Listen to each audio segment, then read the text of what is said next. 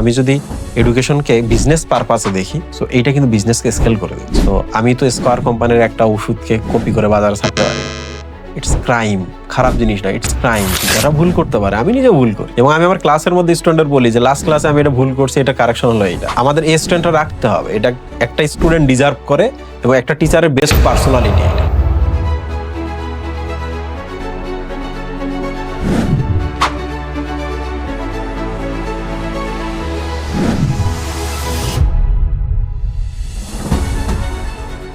Offline টিচাররা আসলে কি সমস্যা ফেস করছে এবং স্টুডেন্টরা অনলাইন মুখী কিনা। তো আমি পার্সোনালি বিলিভ করি যে আমার প্রবলেম যখন অ্যারাইজ করে আমি কিভাবে সলভ করব এবং কোথায় গেলে সলভ পাবো, ওই মোমেন্টে আমি ডিসিশন নিই। তো স্টুডেন্টরা বেসিক্যালি কোথায় কোন মুখে হবে এটা ওদের নিড অনুযায়ী তারা ডিসিশন নেয়। চমৎকার একটা কেস সিনারিও বলি তোমাকে। একটা স্টুডেন্ট ফার্স্ট ইয়ার শেষ করে, তখনই তার মাথার মধ্যে একটা জিনিস চলে আসে, 1 বছর শেষ হয়ে গেল, গোছাইতে পারলাম না। সেকেন্ডলি সামনে 1 বছর নাই, সামনে তো পরীক্ষা। ওই মোমেন্টে সে প্যানিকড হয় এবং প্যানিকড হওয়ার পর সে চিন্তা করে কোথায় গেলে সবগুলো একসাথে পাবো, ঘরে বসে আরো সময় পেয়ে শেষ করতে পারবো।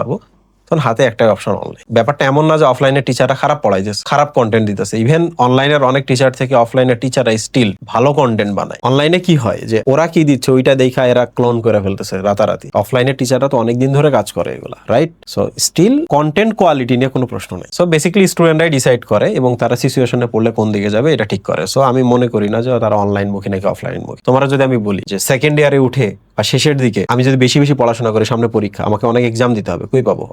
অফলাইনে একজন টিচার চাইলেও এত এক্সাম অ্যারেঞ্জ করতে পারবে না। সো আমাকে অনলাইনে যাইতে হবে। হিউজ একটা কন্টেন্ট ওশন। সেকেন্ডলি পরীক্ষার সামনে আমার তো অনেকগুলো ডাউট। অফলাইনে একজন টিচারের কাছে গিয়ে এসে বলতে পারবে আমার 10টা ডাউট আছে, ক্লিয়ার করে দেন। একটা নিয়ে এসে কথা বলতে পারে, একটার পর একটা তো ব্যাস পড়ায়। সো স্টুডেন্ট তখন কি করবে? অনলাইনে যাবে। এআই ডাউট সলভার আছে, কোন প্ল্যাটফর্মে ডাউট সলভার আছে সেখানে যাবে। তাহলে ডাউটের জন্য গেল, এক্সামের জন্য কন্টেন্টের জন্য গেল। থার্ড যেটা সেটা হচ্ছে ক্লাস। এবং আমি জানি না বেশিরভাগ টিচার এটা ফিল করে কিনা। আমি যখন ফার্মগেটে ক্লাস নিতাম, ইভেন পরীক্ষার 1 মাস আগে স্টুডেন্ট আমার কাছে ভর্তি হইতো 14,000 টাকা দিয়ে। অফলাইনের টিচারদের কাছে স্টুডেন্টরা কিন্তু পরে ভর্তি হয় না। কেন হয় না? কারণ লেফট অ্যালোন ফিল করে, অলরেডি অনেক আগায় গেছে, আমি এখন ধরতে পারবো কিনা, ভর্তি হয় না। সো আমি যেটা করতাম, দিনে তো 4টা ক্লাস বা 3টা ক্লাস থাকলো, লাস্ট ক্লাসটা সবসময় আমি রেকর্ড করতাম। অনেক টাকা খরচ করি নাই। একটা অপ্পো ফোন ছিল 5 বছরের পুরাতন, ওইটা আমি দিতাম সিলিং এর মধ্যে। ওখান থেকে একটা ওয়্যার থাকতো, বয়ার একটা মাইক্রোফোন আমি এখানে পড়তাম।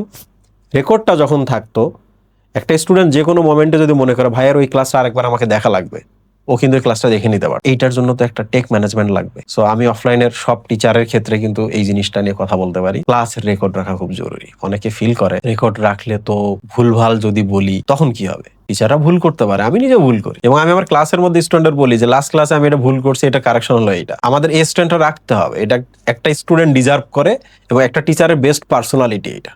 আমি সব জানি না, রাইট? কারণ ক্লাসের মধ্যে তো কথা বলে শুধু টিচার, তাহলে ভুল করলে শুধু টিচার করবে, স্টুডেন্ট করবে না। সো রেকর্ড রাখা উচিত। সেকেন্ডলি একটা টিচার ভয় পায় যে রেকর্ডটা যদি টেলিগ্রামে চলে যায়, ইউটিউবে চলে যায়, ফেসবুকে চলে যায়, তাইলে তো ফ্রি পাচ্ছে, আমার কাছে আসবে না। ট্রাস্ট মি, আমার ক্লাস, আমার কাছে যদি 5,000 জন স্টুডেন্ট ভর্তি হয় একাডেমিকে, 50,000 1 লাখ স্টুডেন্ট টেলিগ্রামে আমার ক্লাস দেখতেছে। মাঝে মাঝে আমার ফিল হইতো আগে যে আমি তো 5,000 থেকে যে পরিমাণ আর্ন করি 10 টাইমস তো আমি আর্ন করতে পারতাম টেলিগ্রাম থেকে। ব্যাপারটা এমন না, আমি এই ক্লাসগুলো টেলিগ্রামে গিয়ে বিক্রি করতে গেলে আমার কাছে কিন্তু নিবে না। সেকেন্ডলি এই স্টুডেন্টরা বেশিরভাগই আমার চেনে। টেলিগ্রামে গিয়ে যখন আমার ক্লাস দেখে, ক্লাস যখন ভালো লাগে, এখান থেকে একটা ভালো কনভার্সন হয়, ওরা আমার খোঁজে, আমি মনে মিস করে ফেলতেছি, ও লেফট অ্যালোন ফিল করে, তখন সে আমাকে সার্চ করা শুরু করে, আমারে খুঁজে পায়, আমার কন্টেন্ট কনজিউম করা শুরু করে। আমি যদি এডুকেশনকে বিজনেস পারপাসে দেখি, সো এইটা কিন্তু বিজনেসকে স্কেল করে দিচ্ছে। সো আমার মনে হচ্ছে যে এইটা একটা বিষয়। আর একটা বিষয় যে আমি বলছি না টেলিগ্রামে ওপেন থাকা ভালো, ওপেন হয়ে যাওয়া উচিত। তো আমি তো স্কয়ার কোম্পানির একটা ওষুধকে কপি করে বাজারে ছাড়তে পারি না। It's crime.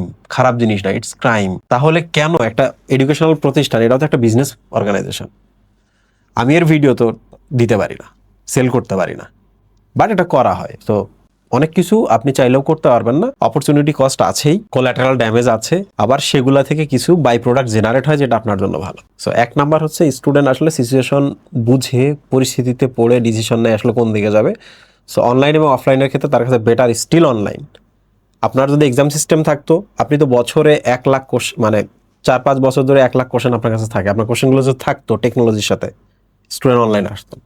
আপনার ক্লাসগুলো যদি থাকতো, একটা স্টুডেন্ট টেস্ট চেঞ্জ করতে চায় না, হঠাৎ করে নতুন টিচার, নতুন টেস্ট, নতুন কনসেপ্ট, নতুন স্কিল, নতুন টিচিং মেথড নিতে চায় না। এটা তো স্টুডেন্টের জন্য বিপজ্জনক। হঠাৎ করে তার স্টুডেন্ট আপনার ক্লাসগুলো দেখতো। সো আমার পার্সোনালি মনে হয় যদি আমরা টেকনোলজি ইন্টিগ্রেট করি আমাদের সিস্টেমের মধ্যে, আমাদের পড়ালেখার মধ্যে, তাইলে স্টুডেন্টের এক্সট্রা যে খরচটা পরীক্ষার আগে এই বার্ডেনটা তাদের যাইতো না। সেকেন্ডলি আপনার স্টুডেন্টগুলোকে আপনি প্রথম থেকে শেষ পর্যন্ত নার্সিং করতে পারতেন।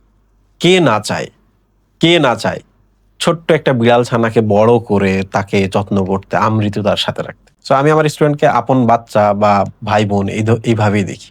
আমি সব সময় চাই সে আমার সাথে থাকুক, ইভেন এডমিশন পরীক্ষার পর পর্যন্ত। চান্স পাওয়ার পরও আমি তার ক্যাম্পাসে গিয়ে চা খেয়ে আসি। টেকনোলজি ছাড়া কোনোভাবেই আগানো পসিবল না। আবার বলে রাখি, টেকনোলজি খুব ইজি, টেকনোলজি খুবই চিপ পসিবল। আমি একটা চ্যানেল ওপেন রাখবো যেখানে কমিউনিকেট করা যাবে, টেকনোলজি সম্পর্কে একটা মিটিং সেট করা যাবে। আমি পার্সোনালি সেখানে প্রেজেন্ট থাকবো, থেকে আমি আপনাকে দেখাবো কোন টেকনোলজিটা আসলে একটা অর্গানাইজেশনকে স্কেল করে। ওয়ার্ল্ড ক্লাস টেকনোলজি আসলে মোস্টলি ফ্রি, আর যতটুকু পেইড ওটা এত চিপ যে একটা স্টুডেন্টের এডমিশন ফি দিয়ে পুরো বছর অর্গানাইজেশন চালানো পসিবল। সো এগুলো জানতে হলে আমি কমিউনিকেশন চ্যানেল ওপেন রাখতেছি, কমিউনিকেট করতে পারেন, ইভেন আমি নিজে প্রেজেন্ট থাকবো। Thank you.